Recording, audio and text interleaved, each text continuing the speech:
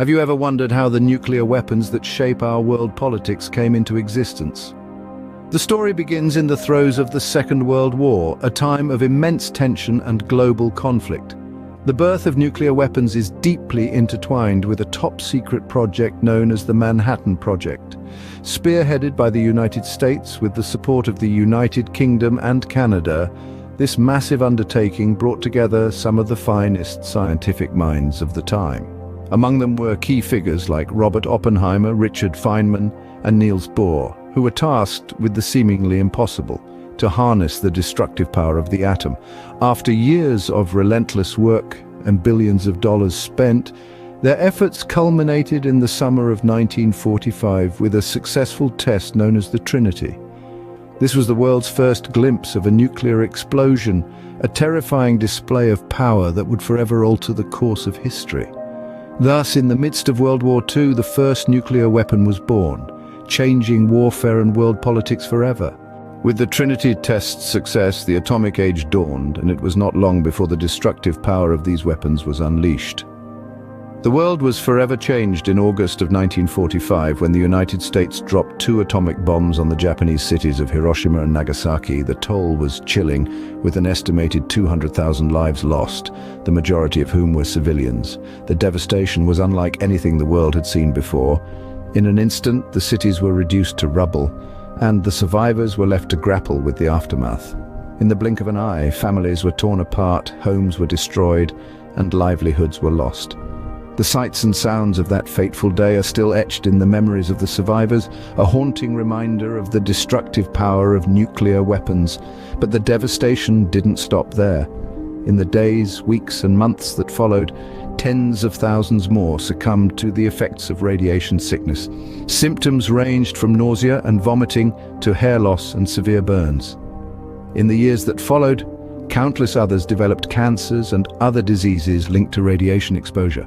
The bombings of Hiroshima and Nagasaki sent shockwaves around the world. The international community was shaken to its core, grappling with the moral, ethical, and humanitarian implications of this new kind of warfare. There was widespread condemnation, but also a sobering realization of the new reality of warfare. The genie was out of the bottle and there was no going back. The world had seen the devastating power of nuclear weapons and the immense human cost. Yet this was just the beginning of the nuclear arms race. The atomic age had dawned, and it brought with it a new era of fear, uncertainty, and the ever-present threat of nuclear annihilation. The world was now living under the shadow of the mushroom cloud, and the stakes had never been higher. In the wake of World War II, tensions between the United States and the Soviet Union escalated into the Cold War, and with it, the nuclear arms race. This was not merely a battle of ideologies, but a contest of military might, with both superpowers vying to develop the most potent and destructive nuclear weapons. In the early days of the Cold War, the United States held the nuclear upper hand, having successfully developed and used atomic weapons.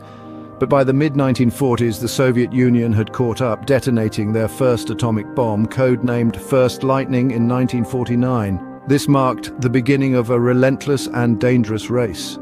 The following decades saw a rapid expansion of nuclear arsenals on both sides. The United States and Soviet Union were locked in a chilling competition, each striving to outdo the other in terms of firepower and strategic advantage. This spiraling arms race led to the development of increasingly powerful weapons, including the hydrogen bomb, a weapon so destructive that it dwarfed the atomic bombs dropped on Hiroshima and Nagasaki. One of the most pivotal moments of this era was the Cuban Missile Crisis in 1962. This 13-day standoff brought the world to the brink of nuclear war as the United States discovered Soviet nuclear missiles in Cuba, a mere 90 miles from American soil. The crisis was averted at the 11th hour, but it served as a stark reminder of the catastrophic potential of nuclear warfare. Yet, despite the constant threat of nuclear annihilation, the Cold War ended without a single nuclear weapon being deployed in combat. The dissolution of the Soviet Union in 1991 marked the end of the arms race, but not the end of the nuclear threat. The Cold War ended without a nuclear war, but the legacy of the arms race persists in the form of the vast nuclear arsenals that still exist today. Even as we move further into the 21st century, the specter of nuclear warfare continues to loom large, a chilling testament to the power and peril of the atomic age. So where does that leave us today in the context of nuclear weapons? We find ourselves in a world where 9 countries are confirmed to possess nuclear weapons, namely the United States, Russia, the United Kingdom, France, China, India, Pakistan, Israel, and North Korea. Together they hold an estimated 14,000 nuclear warheads.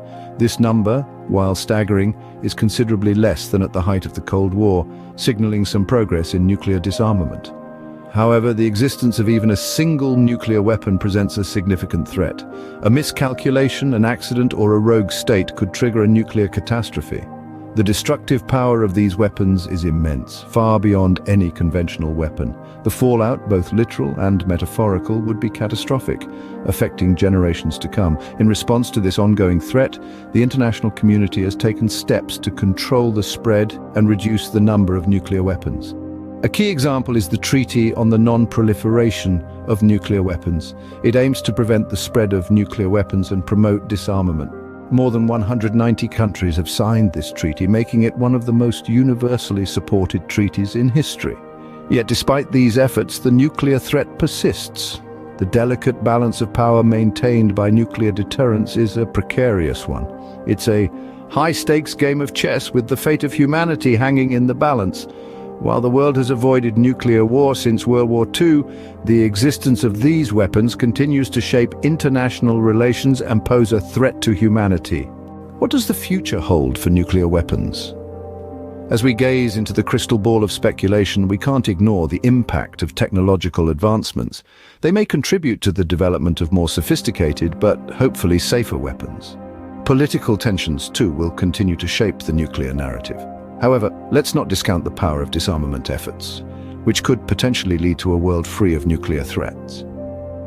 Only time will tell what the future holds for nuclear weapons, but one thing is clear: their impact on our world has been profound and will continue to be for the foreseeable future.